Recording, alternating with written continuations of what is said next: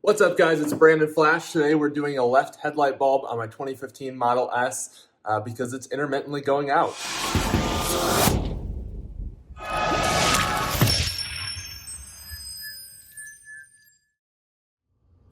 Hi guys, it's me.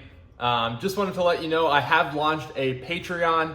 I have a couple different tiers depending on the level of support you want to give the channel. If you could go check that out, there's a link down in the description below. Would really appreciate your support.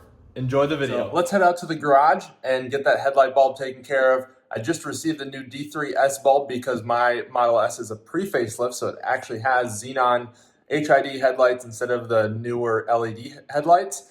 And I just received that D3S bulb in the mail via Amazon. Got a really good deal on some Osram bulbs. It was about $100 for two. And let's head out to the garage and get that taken care of, and I'll show you what we need to take care of to do it. All right, so step number one, we need to remove the left front wheel, being that the left front is the headlight that we're doing. You could do it without removing the headlight, but it's going to be a lot easier to remove that forward fender liner with the wheel off. When I first got the car, I did the right side without removing it, and it was not fun.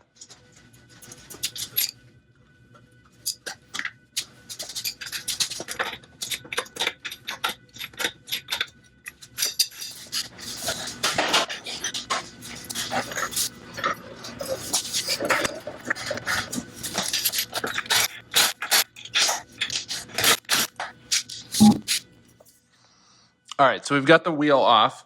Now it is time to remove this wheel liner. So this is actually what was blocked completely with salt after the salt flats and was causing the car to not supercharge that well because it couldn't cool the battery well enough. So pro tip, always keep those vents clean. Now let's get that piece off. So there's one clip there. There should be a clip here, but there's not. And then there's one 10 millimeter. You're gonna need a deep 10 mil to get that off. And I believe that's all we'll need to remove in order to just peel this back enough to get to the headlight, which is behind it.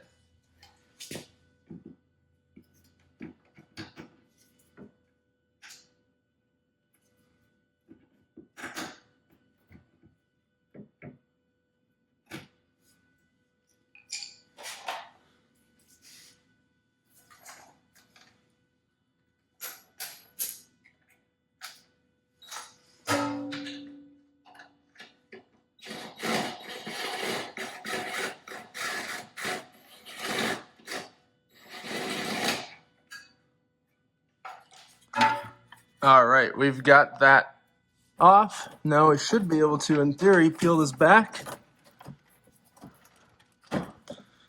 So there are some clips as well.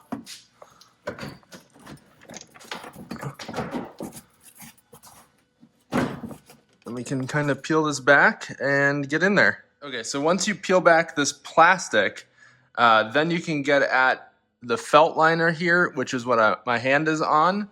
And then right there is what we're trying to get to with those two tabs. That's what we're going to release in order to get to the headlight bulb. So the little cover I just showed, it just pulls off. You pull on one of the tabs, kind of give it a pull from one side, and then it just comes right off. So here we have a new bulb right out of the box. You do not want to touch the filament area. I guess it's not really a filament per se. But that gets very hot. And if you touch it and leave fingerprints on it, it can actually leave hot spots for when this bulb is ignited. And that's actually what happens with a xenon bulb. There's salt and minerals inside that little like bubble area. And that's what produces the light. Once thousands of volts of electricity are passed through it, it ignites, and then that's how you get light. Just a little closer up. So you can also see the threading here on the bulb itself. So there's a ring that goes on there, and that's how we're going to release this from the housing. And on the back of the bulb here, this is actually what's called the ballast. So this is what helps ignite the minerals and things that are inside the bulb and create the light. And then there's also a plug on the bottom that plugs into the headlight assembly, and that's what powers it. All right, so now we're gonna go in there. We're gonna release that lock, and then that's how we're gonna get that bulb out. So I just got it out of the assembly of the headlight. So we release that ring, it turns counterclockwise, about a quarter turn, and then you'll kind of have to jiggle it out, and the wire is still attached. So let's disconnect that wire and then get that whole assembly out. We're gonna have to transfer that locking ring to the new bulb, then put the new bulb in and make sure it works. Okay, so we got the old bulb out. Now let's transfer this ring. It should just pop off. Yep, just like that. So there we have the old bulb. You can actually see some of the minerals that are kind of destroyed in there versus the new bulb. You can see it's a little bit more clear in there. So that's an indicator of a failed HID bulb. So new, old. So let's get that ring transferred. Just realize you do want to have this in a specific orientation. So looking at it, you want to have the connector on the bottom, and then you want to put it in from the top. So that way you still have, once it's in there, that quarter rotation or so to lock it in place. So like that. That way you can turn it and it will lock in place once it's in the car. Time to put the bulb back in the car. We'll start with the connector. Then we will put the bulb in place. Being careful not to ding it on things on the way in.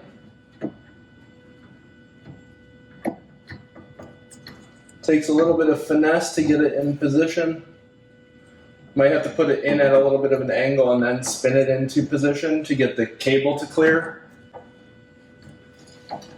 A little love and a little bit of a screwdriver as a lever, but we got it in. Okay, so normally at this point I would test and make sure the bulb works after installing it, but before buttoning everything else up. But I actually did a full power down of the car from the touchscreen. It's 100 degrees in the garage right now. It's 108 outside. And I picked the wrong time to do this. But essentially, I powered it off because the fan for the cooling unit up here kept coming on. And I didn't want to deal with that both for audio and video purposes, as well as safety. I didn't want anything to fall in that fan and get caught because they're normally shrouded by the fender liners, but I have those out right now. So let's hope I did everything right and that it's all connected and that it's not a dud bulb. But let's get that cover back on. So this little piece, then we'll put the fender liners back in place, and then I'll put the wheel back on, lower it down, and then we'll be all set. All right, we've got the cap on the headlight assembly back in place. Now let's get the fender liners back in place and button it up.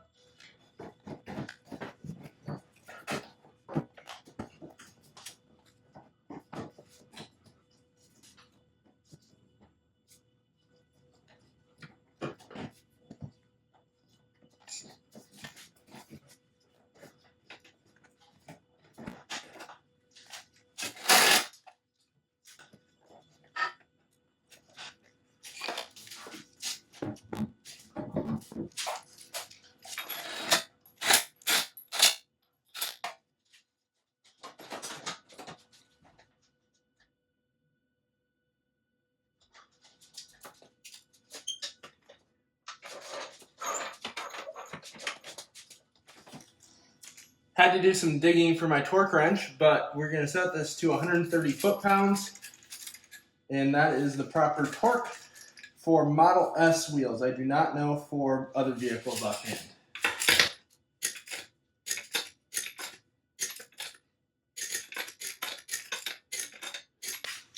And then you always want to make sure you wind down a torque wrench when you're done with it, because otherwise it makes it no longer accurate.